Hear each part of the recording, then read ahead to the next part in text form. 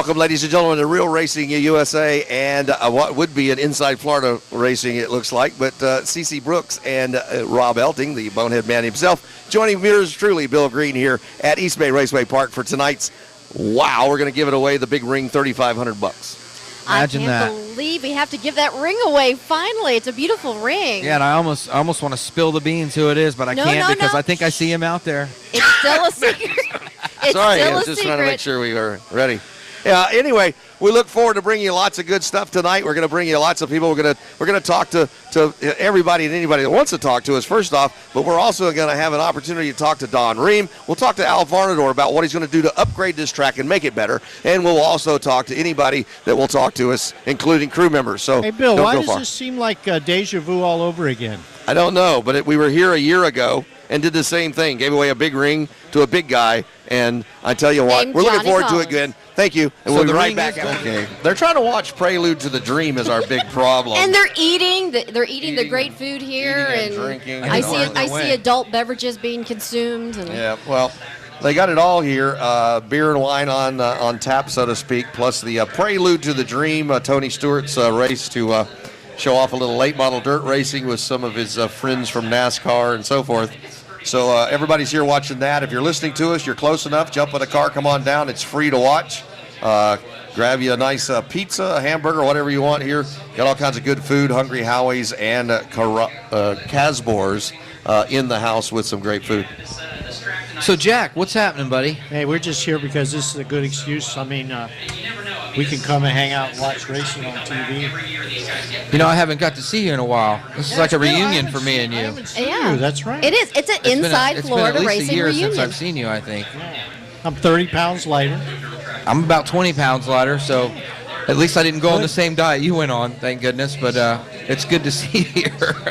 Yeah, Jack lost 30 pounds, but he can't go through the metal detector at the airport anymore. He did it the hard way. He'll keep waving a wand over his midsection. Slim Fast might have been easier. Yeah, look at the fence they built in Jack. What is that, a ladder? It's the Eiffel Tower. Jacob's ladder. It's an emergency ladder Jack Smith in his back is showing now. off his x-rays back here, so if you want to see those, we'll pass them around the room. No, that's but unbelievable. They built a ladder. They built a ladder in his spine. His voice amazing. should be higher, that's for sure, because it sure looks like he's screwed much tighter.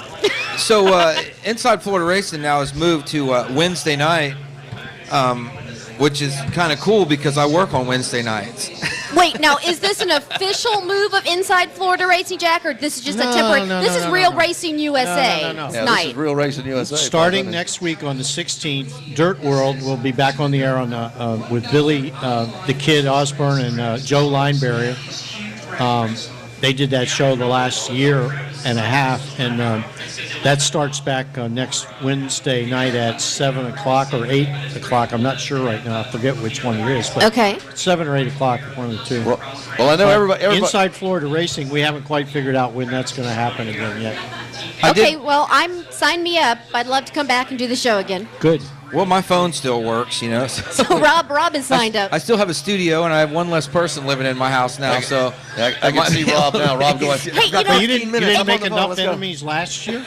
No. It must be contagious, you know, the whole living with less people in your homes. Yeah. You know, I've been having fun with my son. He's 2.5 now, and I get him just about every night. But I don't have him on Wednesday night and Thursday night. So that does give me some time to do stuff. I listened to the show the other night with the Andersons on there talking about the new late model series that they have. The fast late model series that they're running at Citrus and Lake City and Porch and Punta Gorda. And sounds like a real interesting series, and it looks like that they've had a lot of cars turn out for that. Yeah, and they will be racing at the Punta Gorda Speedway, I believe, on June 26th. And I'm looking forward to that late model race down there. Punta Gorda Speedway, the new improvements from Kevin Williams and Mike Chase, it's looking really nice. And there are much more improvements to come out there at that track. That's what I hear. That's all good and fine, but that's asphalt stuff. And, you know, for the second year in a row, the winner of the Real Racing USA Championship or Driver of the Year ring isn't going to be an asphalt Not guy. going to be an asphalt driver, no. It's a dirt driver. and that's a clue. Yeah, well, I just wanted to make one point that, it looks like they got a great series, but it looks like that Wayne Anderson's going to make history as the first promoter to ever get himself kicked out of his own deal. Now, No comment, Jack? now I hear that It you could, used it to could talk. happen. It could happen. You used to talk to me about Dickie, Yeah. and I heard Dickie's racing again. I don't know if he's racing again, actually, but I'm sure that he's fielding some cars out there. And I guess what would kind of be cool is if we could actually get Dick Anderson to get inside one of these dirt cars one day and race a dirt late model. Has he ever raced dirt before? Dick Anderson? As far as I know, Anderson has. I thought he'd done that back in the 60s I'm sure he and has. 70s. But Yeah. Yeah. He's probably done about everything, but that would be interesting to get him, maybe him and Wayne both in one day. And Now Wayne already Tried it and he tried that. He put it to the couldn't bank. hack it, man. Couldn't hack it. yeah, it's definitely a little bit different, and you got to be willing to get a little bit more dirtier than you do Yeah. out there in the asphalt. But Let's put it this way: Wayne never made it to Eastbay. He didn't get past Ocala. so, how is the dirt racing series going these days, Jack? I mean, are they? You're asking me? Yeah, I mean, you got your head in the loop. You're asking the wrong guy, man. I haven't really. I don't know. I really. Yeah, I don't know The what's. United Dirt Late Model Challenge Series. Yeah, I do not know. Do you know, Bill? Do you know? I haven't been to any of their races, and Rick's not here to tell us, but I He's know got that they've nothing been but having good asphalt people turnouts. here. I mean, they've been having some real good. No, and I'll explain. Turnouts Let me and explain stuff. the reason that I don't know. And I don't want to beat a dead horse with this. I brought this up on the show we did a few weeks ago, but when I went in the hospital to have operations, I had multiple back operations in 2 weeks because they screwed the first one up or didn't get it right, and it was a pretty serious affair, and it was more serious than anything. I don't want to go there again, but I just really want to say again, and I can't say this often enough or loud enough, but it is a great deal. A huge part of the reason I'm sitting here talking right now on this microphone is because of the outpouring of support and financial support and love and spiritual inspiration from the Florida racing community. They had benefits around the state. They helped us be able to afford the treatments that I'm still going on. And they gave me hope, and they gave me a feeling inside that I had some value. And I just, it's wonderful. And so I've been a little bit out of the loop, but I'm trying to catch up.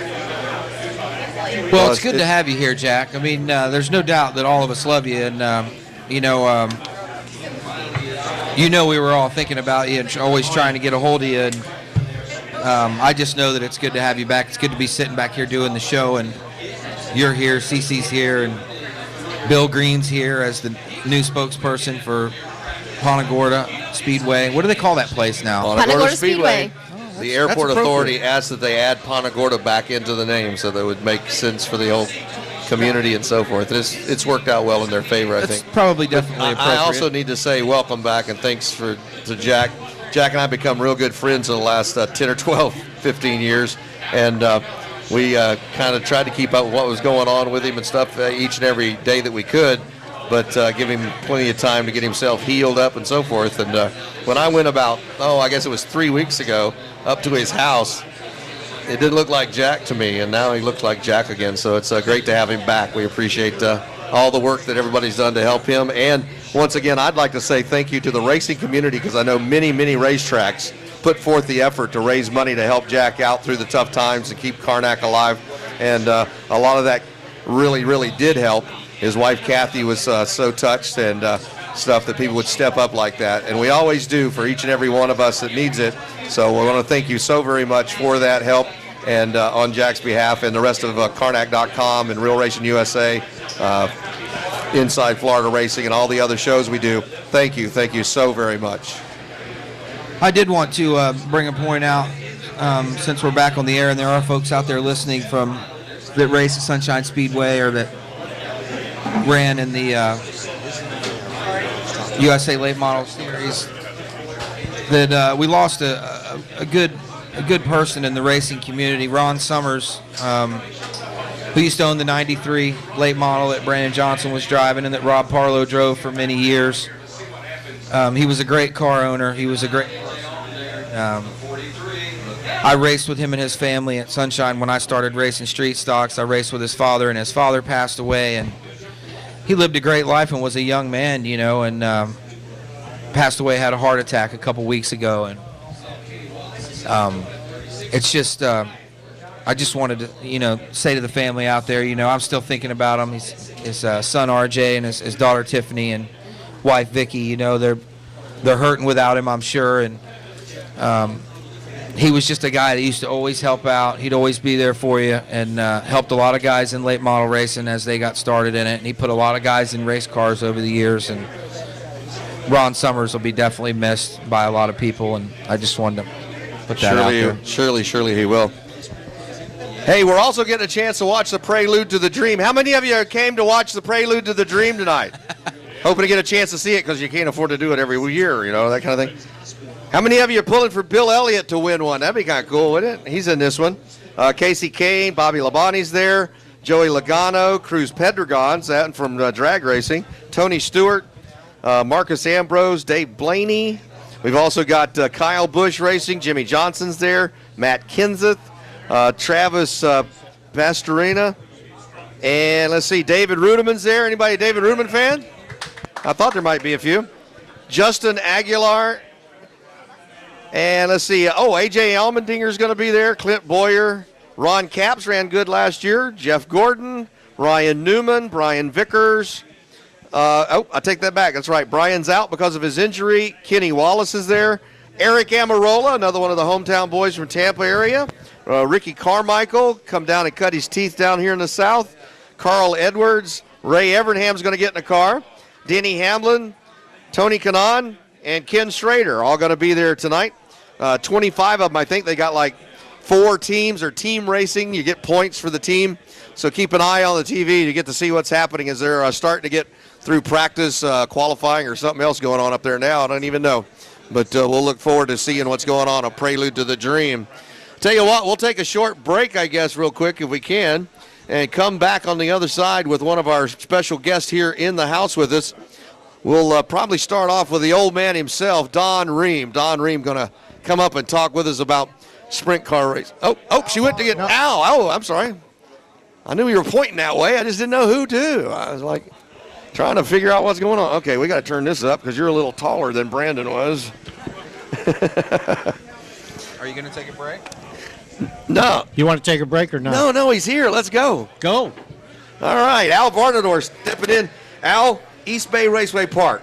It was an undertaking and a half when you first started it. It's been an undertaking and a half every year that you've tried to improve something and do something even better. Every year there's been improvements to the towers, walls, here at the cafe or whatever. How has it been to be an owner now? I guess it's almost going on 7 years, or at least 6.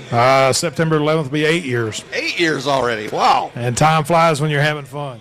So what do you think? Would you do it all over again? Absolutely. Absolutely. Very rewarding. It's been a lot of fun.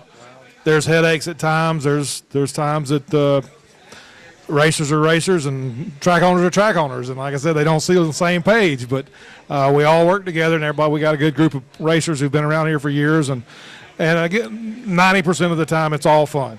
Well, I have to ask, though, being a racer that raced at Eastbay over the years, and then you come back and you try to run the track like you feel it needs to be done to help the racers out and to help the track stay alive and keep things going. Has there been a little bit of tugging at your own heartstrings sometimes to help the racers out more that you'd want to, but you can't because things are just the way they are in the economy? It's been a learning experience. That's totally it's opposite of anything a racer ever wanted to do. It's totally the opposite, and we're trying to keep a handle on everything, and it's just, like I said, as a racer, you want to go and run wide open, and you want to make as much money as you can and do as well as you can, and it's just, as an owner, you have to look at it. You're not trying to please one driver like you were as a driver. You're trying to please, 100 cars a night and, 24 drivers in each race, and it's definitely, I think it's a challenge, and the challenge doesn't get any easier even after 8 years of doing it. Well, I know Rob and Cece here, want to ask questions about dirt racing and stuff. And Rob, now you've done some dirt racing. No, I actually haven't. Only on go-karts when I was a kid. I used to race go-karts on the dirt, but I've never actually gotten in any kind of car and raced it on this racetrack, even though I'm from Tampa and have been to so many races at this racetrack. I've never raced any kind of dirt car. Now, Cece has raced a dirt car. I've raced here, yes. Did a good job, too. That was a lot of fun, and I tell you, I'm ready to do it again. Well, it's, looking forward to doing it again. If you haven't raced on the dirt, you haven't raced yet. Yeah, I it's mean, wonderful. Racing on the asphalt is fun. I've done a lot of that, too. But it's not the adrenaline rush. It's not as fun as racing on the dirt. It's just it looks takes like a lot more. There's no doubt it looks like a lot of fun, and at times, racing late models on the asphalt can be very boring, and it looks like there's not much bore to racing around the dirt. There's always a lot of action going on, and I have had thoughts of obviously wanting to do it, but I'm not the financial bucket right now to be able to do it. But go ahead. I was just going to say, do you think at some point after the ownership deal you'll go back to racing and get back in a car again? I don't know. I'm happy doing what I'm doing. It's more of a challenge than driving was.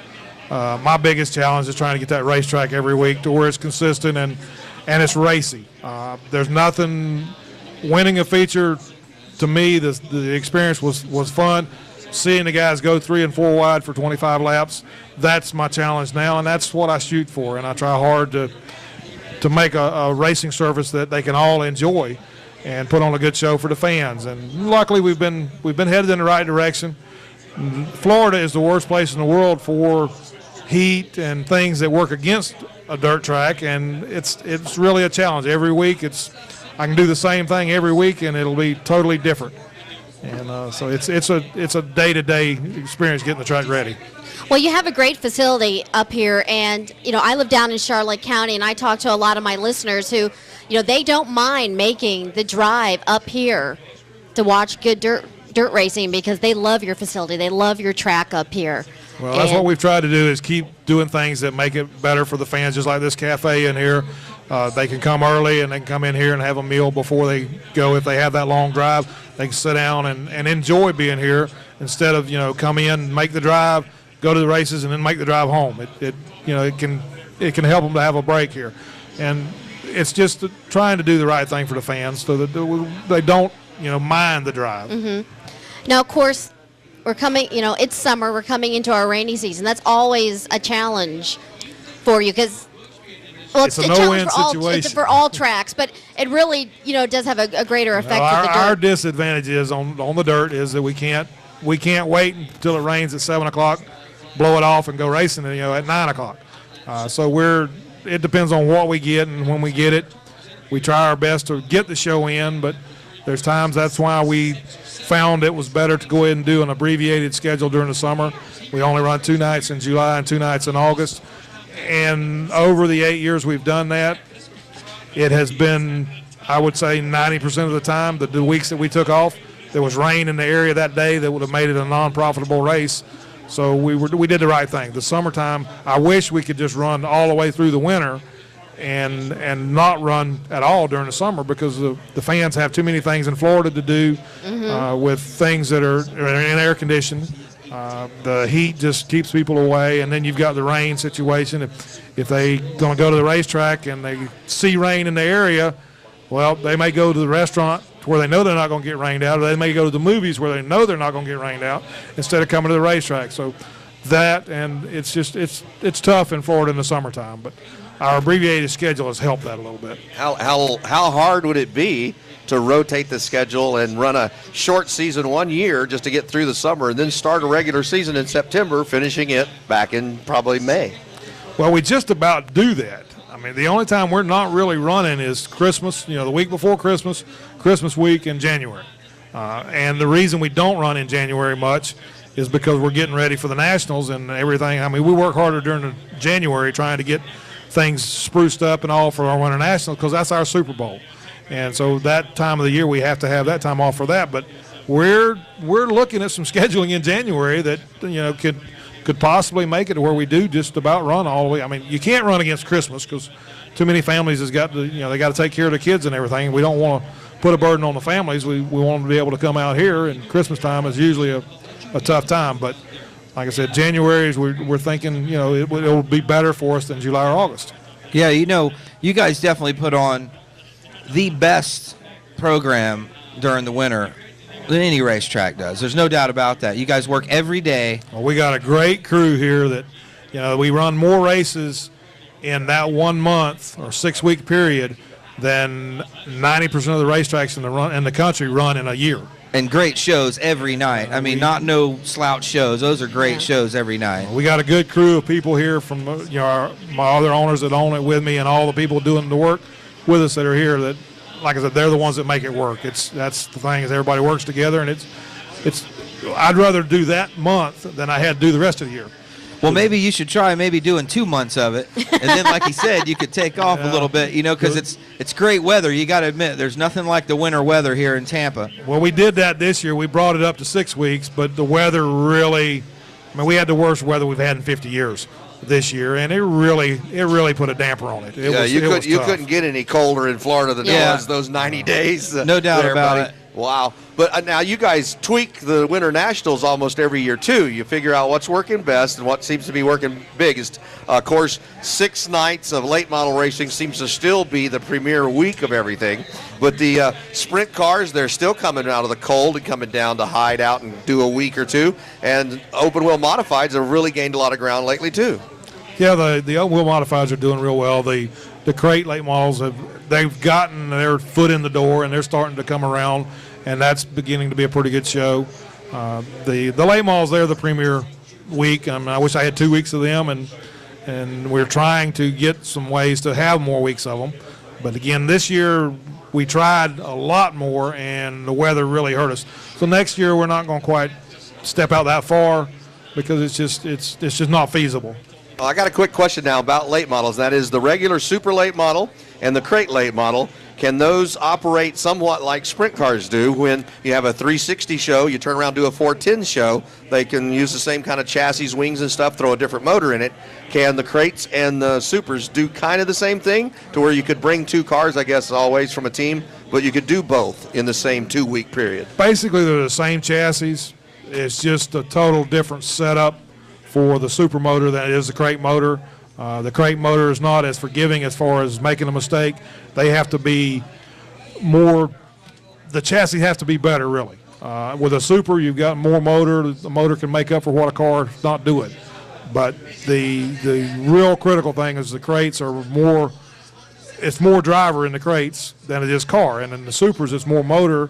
It is a different deal, but it's the same chassis. It's just different setups. Those crate races are really, really good races, though, because, like you said, it pulls the driver really hard into it, because they got to keep that car going, moving every time. Got to keep them RPMs up, and it keeps the field closer together.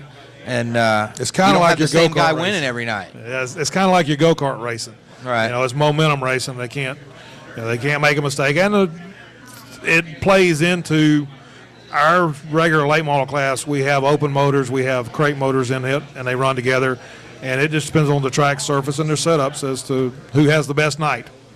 Well, the other big question I wanted to get to was, people have told me over the years now, saying that a lot of times they felt like Eastbay was trying to kill off sprint car racing at times, but yet it looks like there's been this resurgence suddenly of the Eastbay sprints. You're getting many more of those. Wait a minute. Small Where did that come stuff. from? I don't know who said that, but that's so far out in left field that doesn't. Well, I understand they've run them all the time. No, wait. Let me tell you something. The Winter here. Nationals, Wait a minute. I think to finish my question. Well, just hang on to that. Sprint car racing on dirt was kind of like having some issues, guaranteed. But Al and his partners, Todd, got together, and they were the ones that made it happen, got together with the other track owners, were wise enough to bring in one of the most knowledgeable sprint car guys in the country and create a Top Gun sprint car series. And if it weren't for the guys here at Eastbay, it probably wouldn't have happened. And that's where my opinion. That's where I was. Is that where you were going? Yeah, I was going to Slowly? say, what meeting did you have to start the idea that brought back the resurgence? Well, we can't. The racers here in this area can't afford 360s any longer. They're just, nobody in this area has the money to be able to afford to run them on the dirt like it did, and we weren't making money putting on those shows, so we had to look at other alternatives. The limited sprints, we got a lot of guys who can afford to race the limited sprints, and it's just a matter of them having enough races to justify them. And I mean, I'm really tickled Don's done a real good job with Don Reams, who runs it for us. All the racetracks got together. We had a 4 or 5 meetings that we got together, and we wanted to do something small to where each racetrack had a couple of shows and start small and make it work. And so far, it's been a real good deal. I think we had 28 sprint cars here the last time we run, which was a phenomenal number. Again, the average fan doesn't know the difference between a limited sprint car and a 360 sprint car. So, we're trying to keep sprint car racing alive as much as we can. The 410s, they're definitely not in this area at all. They're only in Pennsylvania or the World Outlaw Circuit, and nobody can afford to run those things. So the 360s in were the alternative, but there's just not enough racetracks that can put on a profitable 360 race. Luckily, our 360 race in February, the King of the 360s, that's a good deal. That race does good for us. Any other 360 show we got is really, really scary. You could have a bad cloud come over, and you're not going to make money. That's just the bad part about it, is the purses that you have to do to be fair to the guys. It's tough. Well, my follow-up would be then, if we're getting such a good resurgence, which I've seen around the state of Florida for the limited sprint, so to speak, or the steel-headed motor kind of thing, will that be worked into the Winter Nationals also, to where those guys can come run? I don't think we're going to be able to work it into there, because the Winter Nationals is more a national event. And there's a possibility of doing a time. We did have them during Winter Nationals a time or two, but that was when the guys were rebuilding their cars and all, and the car count was down. And you can't put on a show that you're going to guarantee the guys extra money and then not have them show up, because then they don't bring crews, they don't bring fans, and you don't make money. So that, I think we need to keep the limited sprints as a Florida-based series that doesn't do run during the Winter Nationals times. And that's probably smart, because like you said, that's a national deal. Those guys are coming down from up north, and mostly that's what's here. There's so many different variations. Right. There's so many different variations of the limited motors that it's really hard. I mean, I would have to require some of them to come in and change their cars. And right. With the 360s, it's not the way. The 360 rules are all the way across the country. So those guys don't have to change a thing to come here and race. And then when they leave here, they go right on to the 360 tour, and they're in good shape. But, you don't want the guys to have to spend a whole bunch of money. They're spending enough money to come down from the north to race with us anyways. So you wanted to make it as cheap as possible for them. So, Al, what is next on the horizon for Eastbay? What's the next big thing you got planned? Well, right now we don't really have any plans. We just take it as we go and try to improve it as best we can. We've gotten our new towers up. We got a new bathroom in the pit area. 34 years, there's never been a bathroom in the pit area. Always had portable toilets, which was fine back when I was in the portable toilet business, because that kept me in business. But now that I'm not in that business, we needed a restroom down there, and we're going to take that to the next step and make it a little bit nicer, and just try to find little things that make it better for the racer, for the fans, so that, again, we can stay the premier facility that it's always been.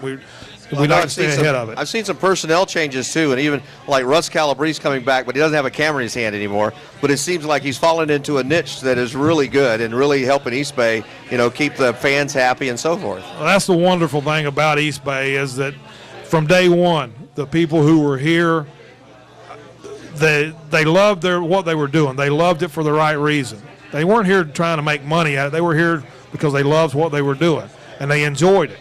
And that goes to the fans and goes through the whole program. It goes to the other drivers in the pit area. When the people they're dealing with enjoy what they're doing, they get along better. And it just gives you a whole better atmosphere all the way around. And like I said, we've been blessed with good people to do that for us. And like I said, we're tickled to have Russ and doing what he's doing, because I was surprised with the niche that he found. We didn't have that niche with the fan, and he's bridged the gap there. So I think he's doing a good job. How is the fans count these days? This year we've had good weather. We've had great car counts. We've had great fan counts. The first day that we had rain in the area is the first day that the crowd was down. So Florida is a fair weather state, and if the weather's good, Our car count's good. I've been pleased that I don't think the economy has affected us because we have not raised prices, and we're giving them a full night's show, and it's I think for the dollar, it's the best entertainment that you could possibly get. And that's what we're trying to shoot for. And like I said, as long as the guys keep putting on the race that they do out there on the racetrack, it makes it a little easier to go up against NASCAR and different things. And hopefully, like I said, we're putting on a better show than they would see if they're sitting at home. And what do you have on the schedule for this Saturday? This Saturday night, late models, Eastbay sprints, limited late models, outlaw fours, and street stocks. I believe street stocks are on. Maybe it's the four-cylinder bombers and the dirt daubers. And for those of our listeners who haven't been there yet, what are your ticket prices? $12 for adults, $10 for senior citizens, $7 for teenagers, 15 to 18, and children 12 and under are free. And racing starts at 6:30, right? Racing starts at 6:30, hot lasts at 6 o'clock. Yeah, it's a lot of fun. Come out early, get a good seat. Al, thanks so much for having us in tonight. Prelude to the Dream. I know you guys putting up a little money to even see that thing, so we appreciate that. All the fans having a big hand for Al Varnador and Eastbay Raceway Park. And we will take a break, I think, at this point, so we can catch our breaths, come back, and we'll see how close we're getting to giving away that big ring that Al's already seen to one of our lucky drivers for being the Driver of the Year 2009. We'll be right back. Real Racing USA. And the Pit Stop Cafe here. Just talked to Al Varnador. I want to thank Al for stopping by and talking to us. And next time, I got to remember to ask the question about preparing the track, because I know it's like a week-long ritual of things you do each night to get it ready. Yeah, forth. they drive equipment on it and keep it graded, and then they spread water over it, and they grade it again, and they stand back and look at it, and they run the pit truck around it, and they flatten, and then they run cars all over it before we go racing. So Yes, but I think, Rob, isn't it that this track that is affected by the tides because of being close to the water? Oh, yeah, especially late at night. Yeah. Late at night, tides up, then it changes the racetrack. But we'll talk to some of these dirt guys about that. That's a good thing to ask them about. That'll be it. Hey, Why don't you guys Tony. introduce our next guest? Go You guys have talked to him ahead. Go ahead. before. I didn't know you hadn't done that. No, Tony Carino is on with us. He's racing modifieds down at Charlotte County or Punta Gorda Speedway. Thank you very much. And Tony Oscar. is from Tampa, correct? Yes, sir.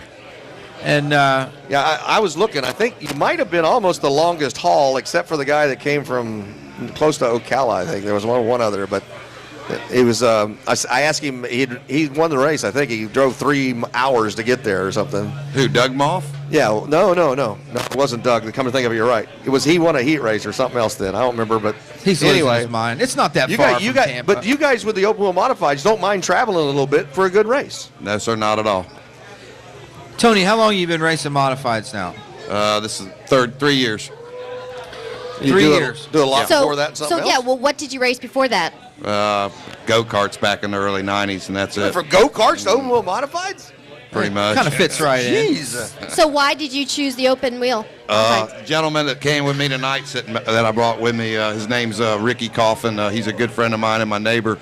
Y'all might remember his father was Richard Coffin, who was a superb guy. They called him the Gentle Giant. Lost his life at New Smyrna in the early 80s in a tragic late model race, but accident. But he was racing 3 years ago. He was driving a modified for Billy Beckleheimer. It was an extra car that Billy had, and he'd been asking me to come up and watch him race. So me and my wife went to Citrus County one night and sat up in the stands and watched Ricky race. And about halfway through the race, she said, "Is that something you like to do?" And I said, "Heck yeah!" So we went for it. That's great. No, I love the fact that it was your wife who initiated it. That's wonderful. Yeah, well, she's a racer too. She barrel races horses, and so I've been around racing though my whole life. Sprint cars and going to gate when I was a kid, and I've just always liked it. Just I probably ran into you going gate. I don't know about that. I was probably there. in the kids section when you were there, huh? I used to race with Billy out at Sunshine when he used to race late models out there. I haven't seen him for years. How's he doing? He's doing good. Billy's he still get her done. Yeah. He can still shoe a car. Yeah, he's a tough racer. Spent a lot of good times out there with him racing. So what's going on with you? Where are you? When's your next race? How'd you do in your last race? We've only ran probably 3 times since we had the Eddie Brand deal, and Wayne drove it then, and I've been in it 3 times this year. haven't been doing a lot of racing. We got to go to the Grand Open and at Punta Gorda Speedway a couple weeks ago, and we finished. We survived. Well, you're doing all right. You're doing okay in that. Well, we There's a lot of worked guys our getting way in up trouble, there, you but- know, and then right there, I don't know. There's a lot of yellows, and nobody seemed to be going to the back but me. Yeah. Well, okay. It depends I on know if that they feeling. determined you hit Hey, him or Bill. he hit you. Bill, you guys mind if I open a can of worms? Why not? Go ahead, Go I ahead. guess. Hey, so Tony, you've been racing like in the modifieds for about 3 years. I don't think there's any women in Florida who race modifieds. Is there at least the full-blown modified? You don't race against ladies, do you? I didn't hear you, Jack. You race against Any any women? female drivers? in the modifieds? Not That's to my right, you know. knowledge in the modifieds. No, I haven't. No, There weren't any in the race he ran so Okay, far this year. So Tony, now when you listen to NASCAR and you listen to like television news about racing, right? Race car drivers are referred to as athletes, correct? yes, sir. Okay. So there's this debate that goes on whether race car drivers are athletes or not. Most of the drivers that I've asked that question to, they say, yes, you have to be an athlete to race a car. What do you guys think? Is that I would say definitely an athlete. You better because be in shape somewhere. okay? So here's where You, I'm you do going. the Coca-Cola 600, and I guarantee you're a All damn right, athlete. so this is where I'm going with this. In every other this is where NASCAR is missing. They're supposed to be the marketing geniuses, and I think this is where they're really missing the boat. Every other professional sport, football, basketball, baseball, softball, soccer, tennis, golf, all of them. The women play against each other. They don't play against men. And the men play against other men. Why in the world hasn't NASCAR come along and put together a women's racing series like every other professional sport has?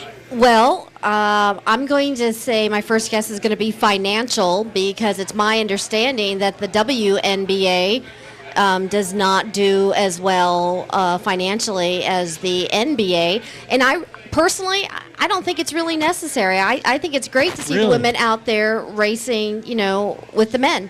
Ladies and gentlemen, the views of C.C. Brooks are not necessarily views Really? of Short Track USA or any other views organization. When the couple of times when I got the pleasure of being able to race in a celebrity race against the guys, I was normally the only female out there. weren't racing for blood and No, money. I know, but I it think didn't. it- I But think it if they didn't can do it- bother Racing me. for It blood- did, but it didn't Can bother you- me. I can't quite picture Danica Patrick walking up and smacking Jeff Gordon upside the head. Well, they're not supposed to be doing Well, that. you might get to no. see it, though.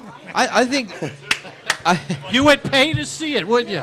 Yeah. I How think many- that. How many ladies in here at all have ever driven in a race car and driven a race? I figured you had. I know there used to be powder puff races. My mom even did it back in the 60s and 70s. Well, I so I think- know a lot of people have. I think but, if the talent is there, okay. I've raced against women in late model racing. I've raced against women in go-kart racing when I ran go-karts. I've certainly raced against women in street stock racing over at Sunshine. If the talent's there, they're just a number on the racetrack. Yeah, the sex Now, shouldn't if matter. the talent's not there, And I think then that's they why become NASCAR different. has never done that. Is they want to keep it so that it has to do with talent, ability, Well, they maybe the stuck corporate Danica- dollar. they but put Danica in a car. It's all equal playing field. Bill. They put her in a You car. know that's not true. The best 43 race car drivers in America are not on the track on Sunday in NASCAR. The best 43 ain't there. Yeah, I believe that. I believe No that. way. Because no there's way is that definitely the best 43 Well, I drivers. understand that. It's the 43 guys that have the most backing And have done financially over and the have long paid- haul, so to that's speak, right, yeah. and Yeah. that's who's out there. Now, if it's a female that they find that can do that, now Danica, they put her in a car and she made put the her out there to races race. But the thing is, she's got her mind on other things, and she didn't do too bad in the IRL race the other day. She ran second, didn't she? Yeah. So- but coming back locally, though, even like Don Reams' sprint car deal. He's got ladies that race in that, and Amanda Ferguson just won Oh, yeah. a race. Well, there you go. So there's So- women that can do it. There's been So I women don't that can do think- it all the way around. There was a girl from Miami. Her last name was Brazil. When I was like 8 years old, I got her autograph, and she raced. When you were in like sprint 8 years cars. old, what year are you talking about? I'm talking about. When you were 8 years old. That's right. I'm talking about Did they have cars then? 1963. Okay, 1963, and she was racing against the men then, so I know it happens and is done, and is still continuing to happen and will continue to happen. And Jack's going to stir the pot some more. So Tony, tell me, have you ever raced against a female racer before? Back in the go-kart days, I did. Yes. Yeah. Did you beat her? She could get around there pretty good. I actually, her name was Lisa Hancock, and we were racing cage buggies back then, and she could hold her own for a girl. I remember one female racer from Sunshine, and that's Kim Sermons. Oh, and Kim yeah. Sermons. Yeah, but Kim Sermons was worse out of the car than in the car. But still, on the racetrack, Hi, she Kim, I could love put you. it on any of them guys, just like she was one of them. So Jackie I think- Jettle. I mean, there's I think been if much the of them. talent, if There's the a lot of girls talent's that race. there and Where's they've got Moose? I saw paid Moose their walk through here. dues, no problems. Yeah. You know, guys don't even realize it. I said, "Where's so Moose?" The guy getting raised back his to Tony, we got off on a tangent here Yeah, because yeah. this guy over here, I don't know what's going on. That's all right. The modifieds. CC asked you. Did you ask him why he chose modifieds Yes. to race? Do you think that still today, 3 or 4 years later, that the reason that you're still in a modified is the same reason that you got in one? Did you think it was going to be affordable, a little more affordable? It all costs money to do. Oh, If man. you want to do it competitively, but no, they're fun to drive, man. You know, you're on the verge of out of control just about everywhere you go in one. So Well, now, along the same lines, though, if you'd had buddies that took you to the races and stuff that had late models, you'd probably be in a late model or something because they had enough parts and pieces. I think to a help late you out. model is easier to drive. I have driven modifieds on the asphalt before, and there's no doubt that a late model is easier to drive. It's got bigger tires on it. It's usually got a little bit more horsepower, so you can get you out of some trouble. Thing I noticed about the modifieds, coming from a go-kart racer, was that they drove like a go-kart. You have to be careful with the front tire. What you do, you're not going to go up there and rub somebody too hard because the outcome may not be what you planned. No, not at all. But getting into the sport at all, at any age, has a lot to do with the economics of where you're at that particular moment and how you get a hold of parts, pieces, or the race car you're going to drive. So, I mean, a lot of that, young kids get four-cylinder bombers because dad can afford $750, $800, but it's not a little more expensive to go get that $1,500 open wheel modified for him. So you think you're going to be able to make some shows this year? yeah, we're going to try to get back down to Punta Gorda on the 19th, I believe, is when they run again, and then we'll probably get ready for that Larry McDonald Memorial they're going to have up at Citrus County in July on the 10th. It's a 100-lap open wheel modified race. We're going to try to make that. Did you notice anything different about Punta Gorda Speedway with it being a grand opening and a new deal, except for the fact that they let Phil Morrison come back and race? Yeah, I got to see my old buddy Phil. He sends his regards. Yes, I'm sure. Yeah, I'm sure he does. And trust me, Phil stayed in trouble all night long. So, Well, so he'll just wait till he gets kicked out again, and then he'll wait for a new owner, and then he'll get to come back. Yeah, but the new owner is actually used to race with Phil, so they're buddies. Oh boy! So, tell me about the new racetrack. Well, they did some paving down in between 3 and 4. There was a hump in the asphalt down pothole? there. Yeah, they came in there and milled it, and they fixed that. The racetrack really hadn't changed other than that. Appearance-wise, they went in there and they cleaned the joint up. They got rid of all the old junk around there, and they put a lot of palm trees and give it that South Florida look, so There to you speak. go. Made the women's bathroom where a woman won't mind going in there. Now, how do you know this? That's very true. And yes, I want to know, how do you know that? Well, my wife, she's real fickle about that. So You should see the bathroom, honey. It's so pretty. Now, I know that Bill is the announcer over there now. So, Bill, have you seen the women's bathroom? no, I haven't, but they always come out smiling. So What I'm about not the sure tower? what's Did they finally get the tower situation straight? No, from the county they off did. the bat? They did insulate the tower with 1 mil plastic all the way around the inside. But no, they're still working on the tower, and actually, I think they still have to tear it down and build a new one. The code is not up it's to like code. 6 years after Hurricane Charlie now. It's not up to and code. they're still telling them that you guys are going to have to tear this thing down. But they're working with them, and they're doing the best they can, and they've done a great job so far. It seems like to keep everybody happy. The fans are starting to come back. They're sitting up. The palm trees were donated by one of the local land nurseries that had them, and they were going to go bad or get killed or do something. Right. Yeah, like So we moved 70 those of on them, right? I Yeah, think a it's the bunch of total them. I mean, 70, there's but they're you can really sit in the nice, shade in yeah. a palm tree pretty close to anywhere now. So they put them there. around the racetrack? Yeah, like they're that all there? through Yeah. turn 1 and 2 and up on the hill, Oh, 3 I'm and sure it 4. looks and- nice. Looks real nice. And the entrance now has got a big 4-lane road being built because right through the parking lot at an angle goes the new road to the airport. So it's being built.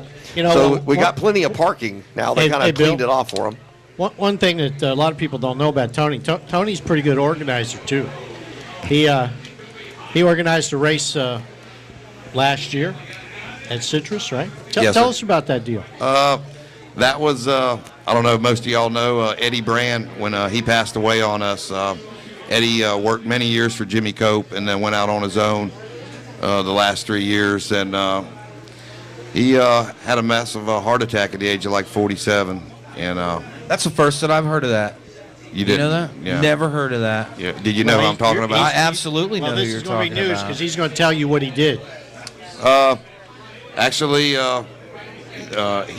passed away. Wayne Jefferson called me that morning. They were neighbors and good friends, and he had told me what had happened, and it was a shocker. And so he said he wanted to do something special for his family, and we came up with a race plan to have a benefit and or a memorial.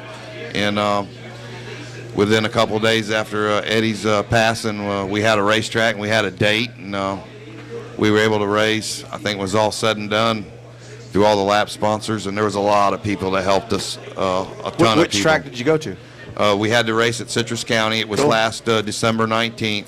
Ton of cars. It was modifieds, and we wound up bringing, I believe, we had 40 show up to qualify.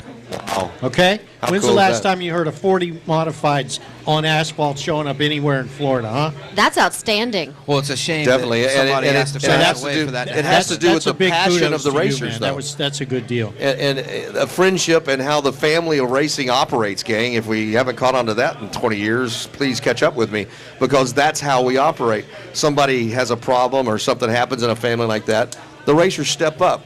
I would much rather go to a race. I'll sing to you and announce for free for somebody's charity benefit to help somebody as much as I would anything else. And people love to do that. You love to help them out because when you need it, they're going to be there for you. Bill, So it's just really neat. No singing. No, I don't. No, sing. no Trust me. singing. No Trust singing. me. I don't And the wanna- place was packed. Was the place packed? lot of Yeah, fans? it was. We had a good crowd. It was a little cold. What we did was we did a Friday night open practice. People could camp out. We had a barbecue. It was all free. People wanted to make donations. They could. If not, come eat. Do you remember how much we raised for it? We sold. What we did was we sold. We wanted to have a 75 lapper. We asked for $100 a lap from our sponsors. Actually, we wound up selling 78 laps. So in Eddie's memory, we had a 78 lap modified race. On top of that, Mr. Campy from Royalties, he donated some shirts. All right. We were able to raise, I think, $1,500 from that. Another gentleman that grew up with Eddie that works for Simpson, he was able to get a Tony Stewart helmet, got Tony to sign it. We raffled tickets for that, and we raised some money there. I think it was all said and done. That night at the racetrack was probably about $12,000 we were able to get. Awesome That's job. great, and Eddie was a great guy, because I spent a lot of time racing the Florida Pro Series, spent a lot of time on the road with those guys when they were working on Jimmy's car, and it would be 2 o'clock in the morning. Sometimes we'd run that Friday night in Orlando and Saturday night in New Smyrna and have to work all night with Eddie, and me as a driver, I had to work on my own car, so spent a lot of time eating dinner and drinking with those guys, and Absolutely. that's just a real shame. Like I said, that's the first that I've heard of it. So it's amazing how heart attacks come, to people, and one day they're fine and the next they're not. But everybody should know that you need to live life to the fullest. Absolutely. You need to make sure that you know who your maker is and be ready for that at any time. And it's good that you guys did that. We're able to raise that kind of money. And I know Wayne Jefferson, man, he's a great guy too. And he'd be the first one that'd be there for me if something happened to me. So Yeah, we were. Wayne didn't really have a ride for that race, so I told him, I said, if I'd put him in my car if he wanted to race it because I knew what it meant for him to race it. And I think he qualified second. Cooper was fast time, but I mean it was all so close. There was guys that came to that race that a lot of good cars didn't make that race. Track champion from Punta Gorda the year before, Doug Miller, he didn't make it. Doug Moff, he won the opening night at Punta Gorda, he didn't make it. So who won? Well, actually, Doug Moff set fast time, but he couldn't get across the scales just right. So who won the race? Jefferson started ninth. They inverted 10, and he won it. Great. So Good job, That Rocket must have, Man. yeah, that must have meant a lot to him. It did. So are they going to run that race every year? It was the first annual, so I hope that we can continue it again this year. When was it? December 19th? It was December 19th. That's when Citrus had a date available. So I would just say that, if there's an asphalt track owner that wants to have a big slew of modifieds come to his place and put on a show, need to call Tony up and get him on board, man. Yeah, Tony, you're the modified promoter now. Yeah. If you can You get laugh, 40 but of I'm them together. serious, man. I'm dead serious. I haven't seen 40 modifieds get together in 10 years. I started to say I'd call him the next Rick Day, but then we'd have to explain all that. I don't go there. Thanks so much, Tony, for dropping by, buddy. We got top of the hour coming up. We got a bunch more folks we try to talk to here in the next hour, but we appreciate it. You're listening to the Real Racing Thanks for having USA me. on Thank you, Carnight.com. And Big Don Ream here with us, Don Don. Ream. the master you- of sprint cars. There you go. Well, you know what? How long did you personally run a sprint car? Get closer for me. Probably longer than I was supposed to. Okay. I would say that I ran it probably 8 or 10 years. 8 or 10 years? Because I know that people keep going back and flashing back and telling me stories about things, but I can't tell some of them here. But it seems like from the when you got involved with racing and sprint yourself until today, that time frame has given you the opportunity to see a lot of things come, go, change, go away, come back, and so forth. And you've managed to pick out all the good stuff, the things that seem to work, and put them all together and make them work year after year. Well, I hope I've been able to do that. I'm sure that we've made plenty of mistakes also. But, we have good people that help us. And that's the biggest part of my program is not myself, but there's a lot of people that's in the background that make things work. So Oh, so that's it. You were driving around, picking up the real good people and taking them with you to go do something. right, Okay. absolutely, absolutely. Not that your family didn't help out a bunch. I know your wife's involved, your daughters, and so forth. It's always been pretty awesome about the things you guys do, the safety team, the way you operated it, and the way it still operates today. All the neat stuff you guys do, and it transferred into this new program that seems to really be picking up some head of steam here on you, buddy. Yes, it is, and it's growing. And we're developing new people to race that haven't raced before, and that's what the sprint cars in general needs is new blood, and racing in general needs new blood and somebody that didn't move from one class to another. And there's nothing wrong with that also, but we need to develop young people and get their interest instead of letting them sit home on the computers. That's our biggest enemy right now is computers. Well, I know you'd sit. How many women do you have racing in the sprint car series right now with you? Like 3, 4, maybe even 5. Now in the pavement series, I have one, Okay. Amanda. Okay. and she's won a number of heat races, and she won one feature last year. And then on the on the dirt series, we have 3. No way. Christine Alt, Jeanette Burnett, and Amanda. So how have you seen with that insurgence of female racers? We were talking earlier about females in racing, and hopefully you heard some of that. But have you seen that they tend to be as good as the guys at times, and or is there still a little bit of diversity and it's still difficult for the girls to make it work? I would say that it's a little of both. I've got to give Amanda credit. She runs both the series, dirt and the pavement, and basically she's a gasser. I mean, she runs the race cars hard. The other two, I've seen times when they do excellent, and then I've seen times when I don't know whether they get intimidated or whatever, but they just seem to, they don't have that kill instinct. And, you know. You only realize that Jack, there's we a just found out You why only those realize guys, that girls it's a run together. female because they're, as long as they got talent and they're running good, they're just another number. They don't have the Lasker gene, huh? I'm sorry? The Lasker gene. They don't have the Lasker gene? Yeah. No, they but the like you don't said, even wanna you know, go there.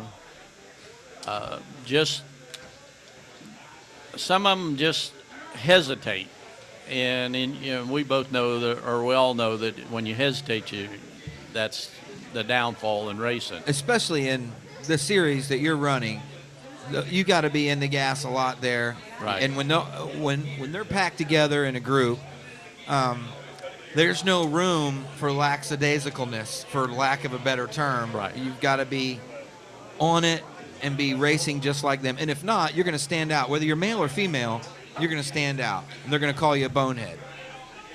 No pun intended for myself, but You know, get 10 women. You get 10 women in SUVs racing on a short track. You're gonna pack the stand. Well, there's no doubt. Now, Jack does have a point. Now, if there was enough ladies out there that really wanted to race in their own series, they could make their own series, and you can believe Bring that they would sponsors put in. people in the stands because of just the kind of race that it would be. It would be something to see, whether it's looking at them I've got it. physically. Girls on girls, racing gone wild. You know, whatever. You know, there's no doubt. But can you get Thought it'd now, Don? This is something we can throw into your court because you are a great gatherer of racers. I will say that wherever you seem to go, with the other great series that you had, and now with the series that you've built now, people follow you. You have good organization skills, like he said about the safety team. When it comes to watching one of your races, you realize that, hey, there's something different about the way they run this. This thing's organized. If somebody wrecks here, they're on them like that. You know, there's somebody that takes care of every aspect of the race when you start the race. Now, if you could do that same thing and gather 15 or 20 women together and they're all racing each other, I think you definitely have something there for sure. I agree. I totally agree. I think that, you know, but there again, we're playing on the female aspect of it more so than we are. And hopefully they would be 15 or 20 that could race. Something to think about, huh? Yes, it is. There's one that wants to race right there. I heard him talking about. She wants to race. She's 15 Right. years old. She's ready to race. But you're right, though. You'd still sometimes in the 15 group of 15 women racing, you'd wind up with 5 racers and the rest just trying to figure it out sometimes. But you want to get good racers in there, but it's always easy to sell. Although I don't know that you'd sell that deal to your wife.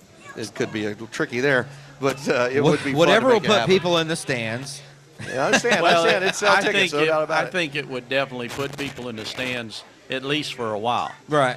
And if it became something that was good racing to watch as well, it would continue. Then it would really be a product that you could go and sell and do something with. But Hey, you know, Jack came up with this idea. By Yeah, the of way. course, I don't yeah, want to Jack. take I've been his talking glory. about this for a long time. It's Jack just wants that to have an finally all-girl Do racing you, do you want to do like grocery getters and have them racing in Yeah, Nash, in I'm telling minivans and No. you want to do it seriously? I just don't know Could've why been- the big boys don't do it and take advantage of all the marketing opportunities. Marketing opportunity, absolutely. I think it's there. If NASCAR calls you tomorrow, we know they're listening. I've talked to a lot of women who've told me that they like to do the little the powder puff things, and they like to do that. but they don't like racing against men because they don't feel they're aggressive enough. I've had them tell me. Yeah, that. I'm sure Many of them. there's an intimidation factor Yeah, there to is. be. It you takes know, a special woman to get out there and go race against men. I It does. think honestly, I think I'd feel more comfortable and would want to race more. If it was with probably all women who were same level as me. Works for me. I'll watch. There's no doubt in my mind. But I'm Well, just saying. are you going to watch Don't the you race think though? Yeah. Yes, I can't see in the car that well. Don't you think The, that they feel like maybe they're equal and Yeah. Oh yeah. in that respect, and that's the reason you would feel comfortable Yes. racing? That's I why was the thinking old, about that's that why the because old years. powder puff there- races used to work in Right. the 60s. You know, and 70s, Rob, anything. what made me think of it recently was when I saw some woman racer, and I forget her name, getting in Danica Patrick's face around the time of the Indy 500. There was some kind of Milka Duno. some kind of controversy there, and that's what got me thinking You'll about cut it. me again. off. Now, I have to ask you, because we had Al Varnador up here talking about sprint cars, limited sprints, and the Eastbay sprints, and the resurgence of the outlaw sprints, and everybody getting together and trying to make something work. Do we actually finally have some drivers and some owners working together to make something really happen? I think so.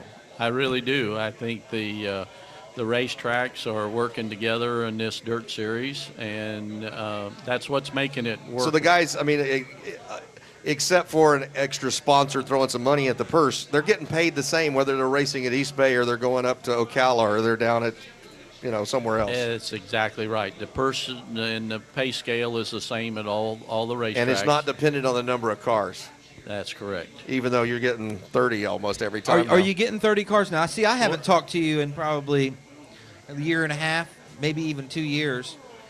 When you started the series, Right. and we were talking about car counts and how they'll gradually The come last up. show that we ran here, and we had 28 cars. That's beautiful.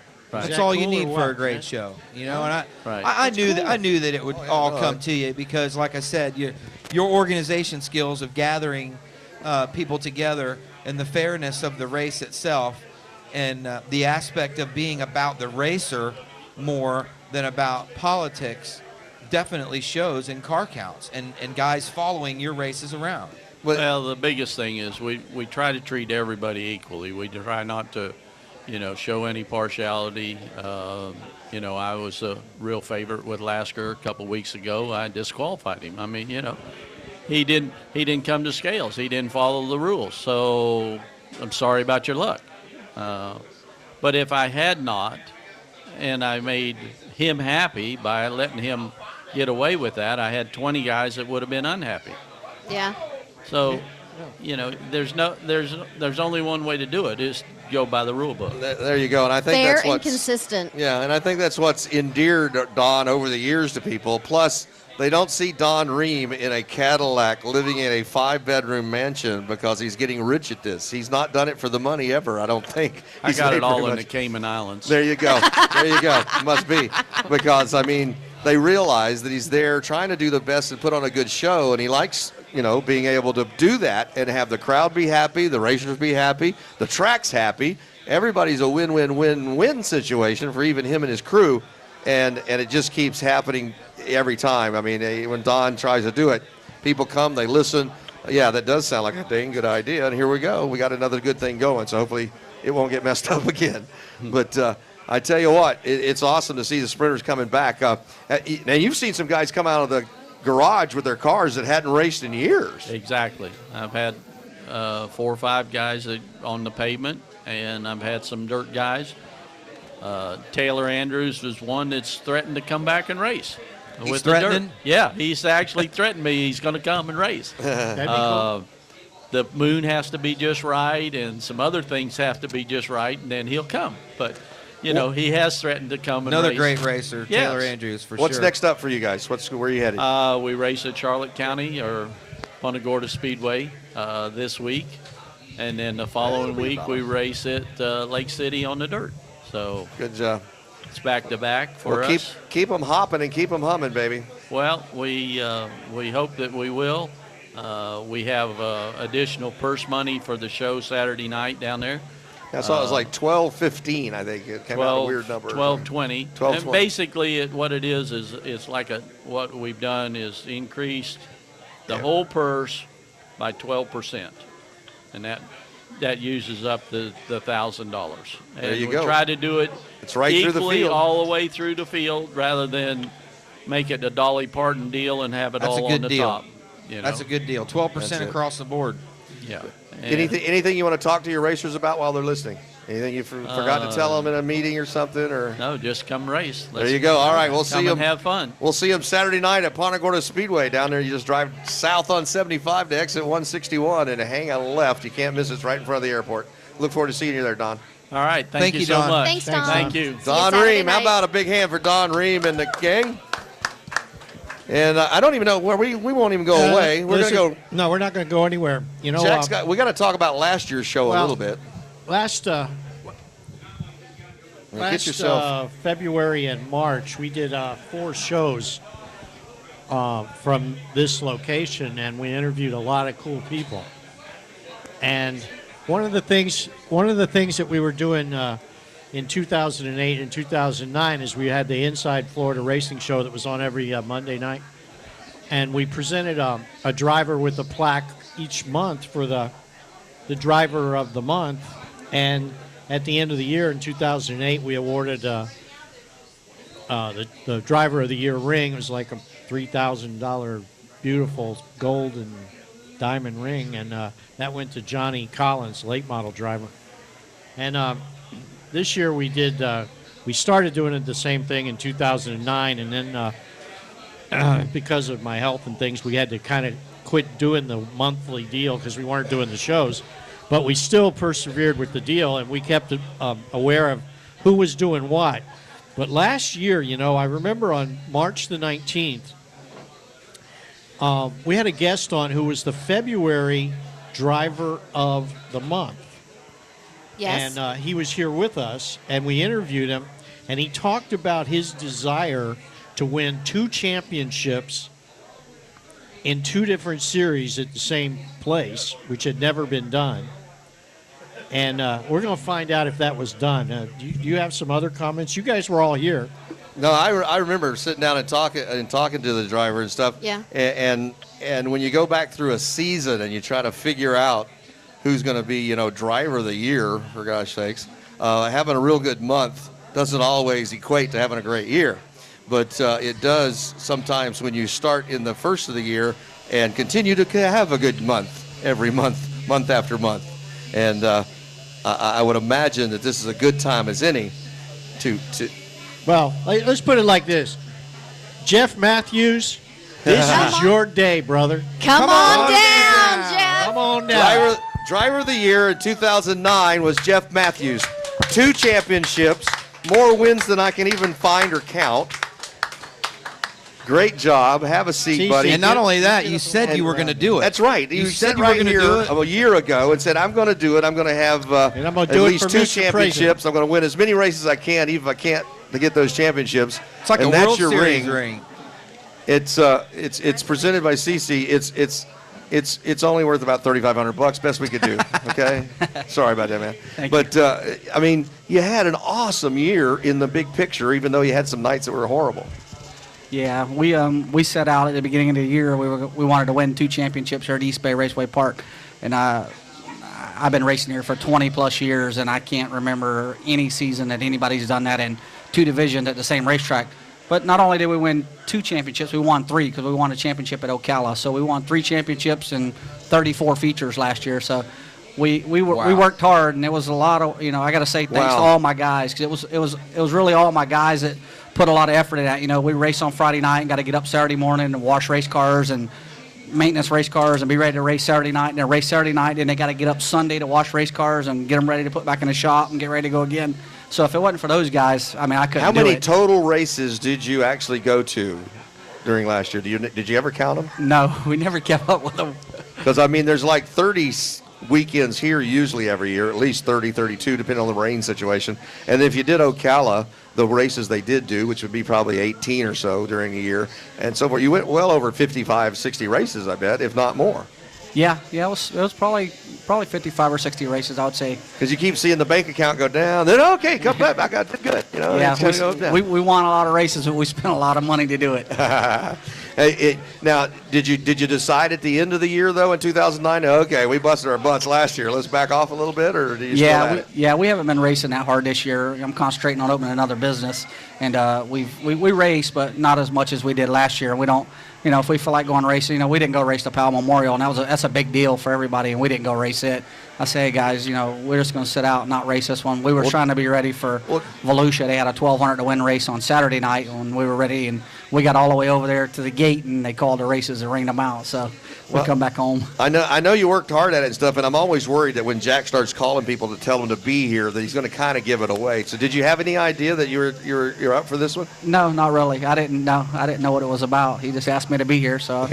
Cool deal. He wanted to make sure I brought the beer, but it's over there. Jeff, did you last year when you talked about this, in March, you talked about J.R. Prather and that whole thing, and did you keep that in your mind all year? Was that really the focus that you had? Yeah, actually, we were. I got Bob Tanner, which was, Donnie Tanner's crew chief for many, many years, and he come on board with us and helped us out, and he was a real big help to us, and he helped us win a lot of races last year. But we had talked about it, and he said, "Hey, let's see if we can do it." And we set our goals on that, and we stayed on top of our game plan all year, and we ended up prevailing at the end of the year. That's cool. Should have took those guys and just rode your way right on into Craftsman Truck or something, man. They're working their butts off. You could have done it. Yeah. Hey, me and Jeff, we go back long ways. We were just sitting over there talking a few minutes ago when we were on break about how hard him and I wanted to race cars at one time, to where we both had such a bill built up over at Pletcher's place that we would work for Pletcher in his shop. I'd drive all the way from Tampa over there, and so would he. And we would be in that hot shop working back in the machine shop. And I think back of those days, those are days that I'll never, ever forget, because the drive that we had to race was more than what anybody could ever imagine. So much that we would go work in such conditions and then work on our own cars just to be there on race night. And that's the kind of guy that Big Daddy Dave Pletcher was. I mean, he could see in younger guys what was going on. Plus, he knew that if he could keep you in racing and get you a car, then he was going to make a little money. That was because the he's deal. going to fix it for you when you wrecked it. That was the deal. He complained the whole time that we were in his pocket. But, Jeff, thinking back of those times, and looking at to where your year was last year, I just want people to know out there that don't know you, that are listening out there, to realize that this isn't some Johnny-come-lately that just happened to win a bunch of races. His race wins came from a lot of knowledge in his head, a lot of knowledge in the seat of the pants, and like he said, a lot of good people behind him helping him. And the years that he's put into this at this racetrack, everybody that comes to this racetrack knows who this guy is. Okay? Oh, yeah. Even if they come on the first night, they're going to know who he is. I mean, I'd say he's even a bigger name than old Mean Gene. Nah, I don't know about that. I wouldn't say that. Oh, boy, let's start a fight there. Great, Rob. Hey, you won more features than he did last year. We won a lot of features, but Gene's won a lot of races here, and he's a little bit, he's a little crazy when he wins races. He's crazier than you. You put on a helmet, you're just damn crazy. Don't tell me. At least we can understand you. Yeah. Well, I tell you what, though, it's awesome because I sat here calling the races for years, watching you race 2 or 3 classes at times, or filling in for somebody, or trying to make a car get back together when you tore it all the heck. And I know that your heart and soul's in it, and you really put forth the effort. So it was really cool that Eastbay Raceway Park, one of our favorite tracks to come to and do these kind of shows, finally gets some notification that, this guy won a $3,500 ring because he was the best of the best in Florida in 2009. And that's what it's all about. So now you can tell Johnny Collins, hey, you had your day. It's mine. Thank you very much. Yeah. Johnny Collins is Amen. good. They call him the locomotive, and it's tough. So he's a good race car driver. And anytime you go somewhere and he's there, you gotta be on top of your A game to outrun him. Well, when you come to the track though with your late model or your wheel or whatever, what are some of the names of the guys in those classes that you think about that? Okay, they're here. I got to pay attention to them, and even though they're probably doing the same to you. Man, there's a whole list of them. I mean, I don't ever come here thinking that, it's just a walk in the park, because there's a lot of guys at any given night here at Eastbay that can win a late model feature. You just got a ton of guys. There's a whole list of guys that could. You finished second, I think, twice to 2 first-time winners. So watching a guy win his first race and going, man, how'd he do that to me? Must be somewhat frustrating, yet it's kind of rewarding later on because you get to see them as they get better and get to do more things. So what's it like when the new guys do come along and they walk over and go, hey, can you help me out? I'm seeming to have trouble with so-and-so. Yeah, I like to, if I can give them any help, I give them help. But, I get a lot of help myself from guys. There's guys that's been doing this stuff way longer than I have. And I've got a lot of help over the years from, past guys like Donnie Tanner and Bobby Alexander and guys like that's helped me a lot. So if I can pass on some help, I don't mind doing it. Well, I know you guys are good with those cars, and they sure be able to know how to turn the bolts and nuts and things just right to make them go faster. But and it's also difficult, I would imagine, to transfer out of the late model at say you do a 35-lap late model race, then you got to go get in the open wheel modified or do something else and rethink, how you're doing braking and so forth. Is it a big change every night or the night you did it? No, actually, you got a little bit of an advantage when you do that. When you get out of one car and get into another car, you already know the racetrack. You know if it's slick. You know if it's got a cushion. You know if it's locking down, it's rubbering up. You kind of got a little bit of an advantage. That's how David Smosh did that all those years. Yeah, Dave's tough. He's every week you come here, he's one of the guys you got to worry about outrunning. So he's real tough. He's sitting back there having fun. Hey, how about the Nationals? The Nationals. What's it like to make it in one of those shows and do good in one of those late model national shows?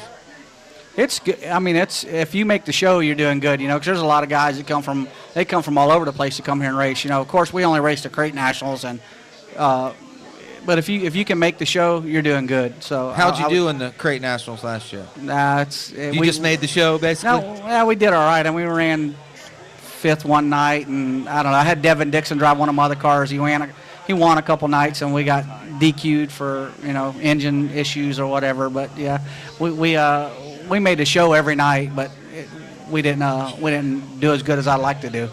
Now, Jim, what about go ahead, Cece. how the tide's notorious for affecting the clay here, the dirt at Eastbay? Have you had problems with that, having to adjust as the races go later? No, every day we come in, we come in, up there like everyone else, and we'll look at the creek.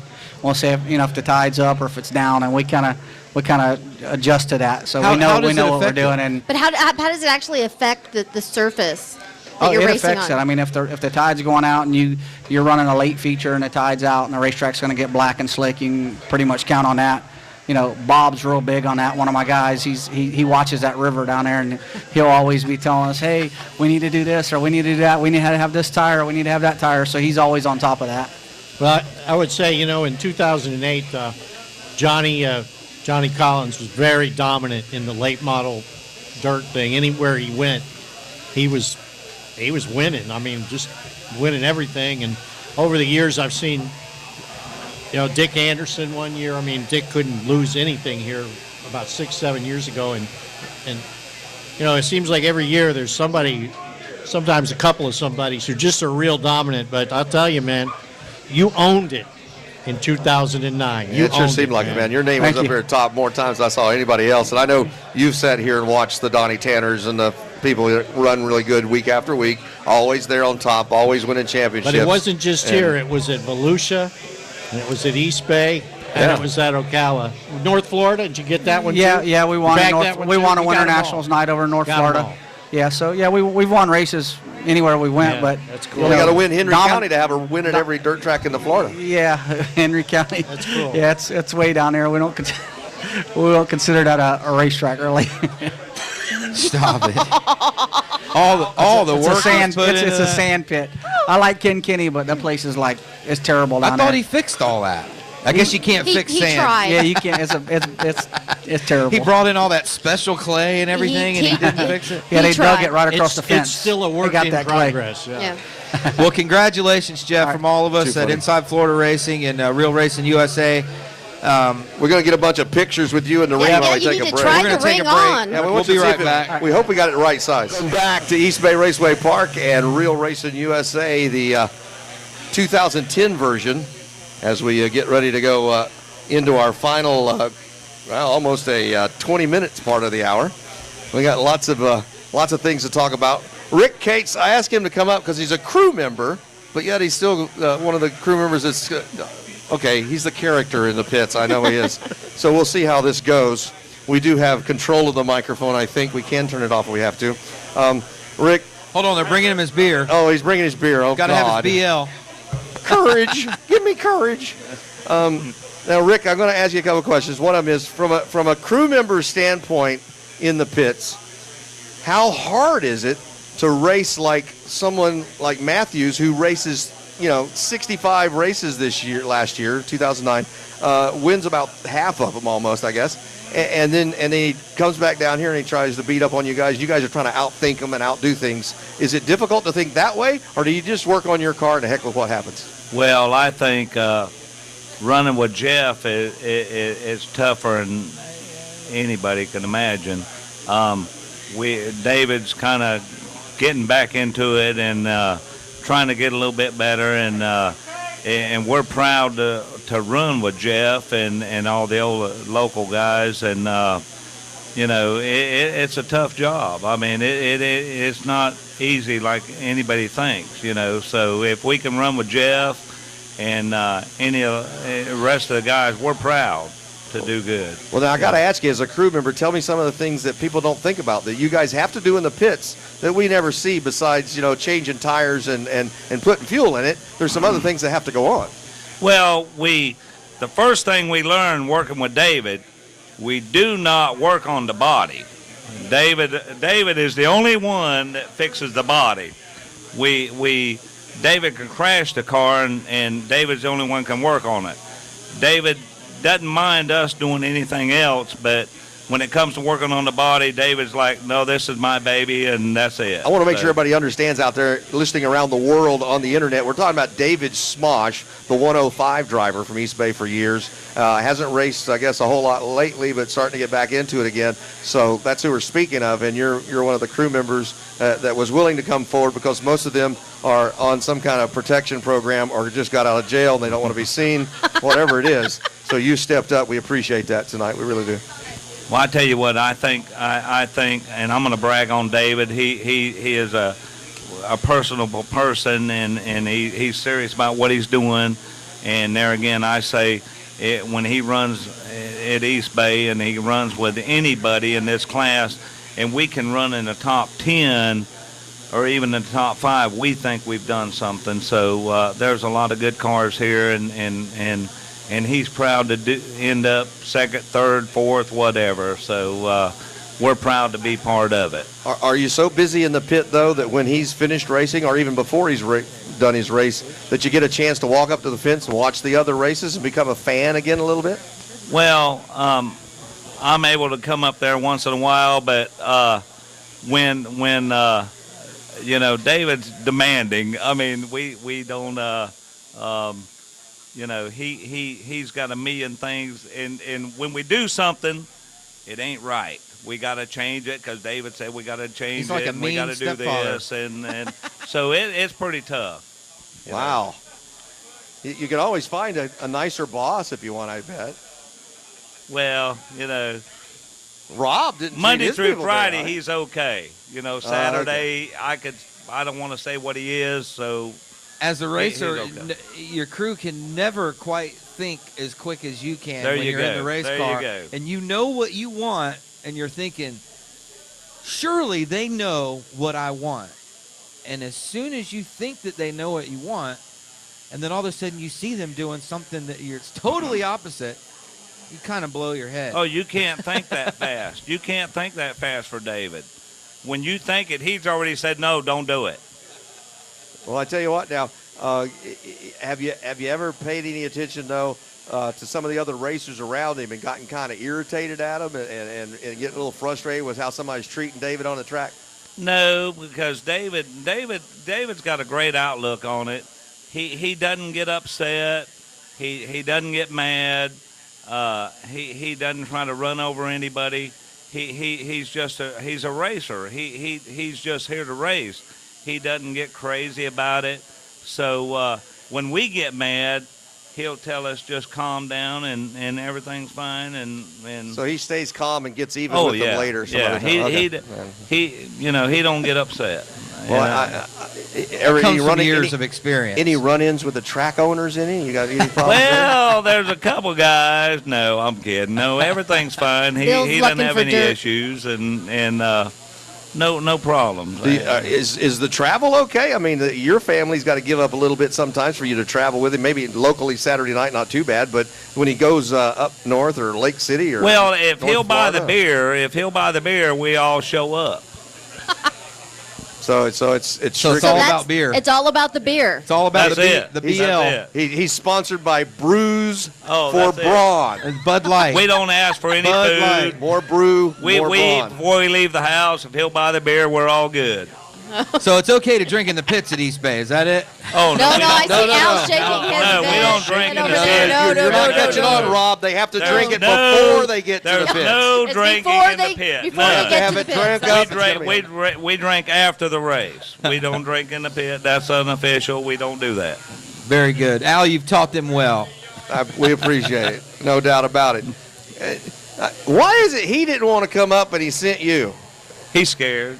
He He's can only scared? Oh, drive the come damn car. on. He don't. He We're can't talk to gentle. nobody. We're gentle. He's scared. Where's he at? He's hiding back there Yeah. behind a toothpick.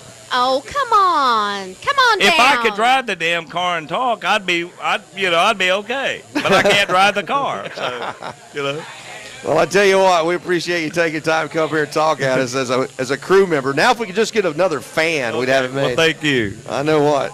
Wow. What was his last name? Cates. C-A-T-E-S. Rick Cates. Rick Cates. Thank you, Rick Cates. And I'm sure David really appreciates you, even though we can't get him to come up here. You're a superstar. So, Bill, what's happening at the Prelude to the Dream here? Prelude to the Dream. David Ruderman qualified like crap. But they're going to be racing. Burkhofer standing beside somebody that looked like Kyle Busch. Are they going to run some races on TV today? Eventually? Yeah, they're doing the national anthem, so We we're should be just finishing up at the right time. What we're going to do is wrap this little. Yeah, we'll We're wrap going it to up. wrap it up so you guys don't have to listen to How us about during that? the race. You guys want us to wrap this up so they can turn the TVs all up? Appreciate all you folks Everybody coming out go, here yeah. tonight. Congratulations Okay, to Doug. Jeff over there So, for Bill, all the fine stuff he did to win that ring. And Jack, you're looking good, son. thank you. This has been a great reunion, getting back Listen, together with everybody. Next Wednesday night, 16th, Wednesday, I believe the 16th. Yeah, 16th. Billy the Kid and Joe Dirt will be back on Real Racing USA with an hour of dirt racing, interviews, and news. And they got some pretty interesting guests lined up, big guests, and they're going to announce that on Monday. So, All right. Well, you'll have to look for the return for, I guess you'll call it Asphalt Talk of Inside Florida Racing here probably- eventually. Yeah, we're going to wait a minute for that so we can do a weekly show. But Yeah, it would be nice. We don't have a weekly show of stuff to talk about right now. No, No. we don't. But anyways, I had a good time. Bill, it was good to see you this again. was You too, man. great, Sorry, I guys. didn't mean to do too many questions at times. I don't Oh, do that's that. all right. You always do all the talking. It's fine. come on, Bill, new, do one sorry. of those fantastic wrap-ups. Wrap it up. Get on All that. right, ladies and gentlemen, we want to thank you so much for coming out to Eastbay Raceway Park and being here at the pit stop with us. We appreciate Jeff Matthews and all the gang dropping by to see us, including Mr. Don Ream and the Outlaws, not to mention Al Varnador taking the time to stop by and say hi and let us know what's happening. What a on great the dirt, restaurant he's got going on here. the dirt Yeah. right here. Hopefully there'll be a. Geez, did I do something wrong? I thought you shut me off. No, that was you, man. never was stop. that me or the cable there's guy Russ. again? Russ Calabrese, how's it going? Quick, shut it off. Hey, how you doing, buddy? You doing fine? He's getting closer. Hurry. Yeah, okay. Say, I told you he'd come over. Hush up. I knew it. Oh, Anyway, we this has love been a Russ. great night. Russ, that's the wrong restroom. Oh, sorry. We appreciate it. Good night, everybody, and thanks so much for hanging out with us today. We hope you listened. And if you didn't get a chance to hear it all because you was watching the Prelude, go home and listen to it tomorrow. Yeah, 'cause maybe it'll you'll be hear there. yourself in the background. We're gonna do the St. Pete Boogie. Have some fun, you all. We're gonna do the St. Pete Boogie. Have some fun, you all. Go down on Central Avenue. Drink some alcohol. you do the St. Pete Boogie, you're really gonna have a ball.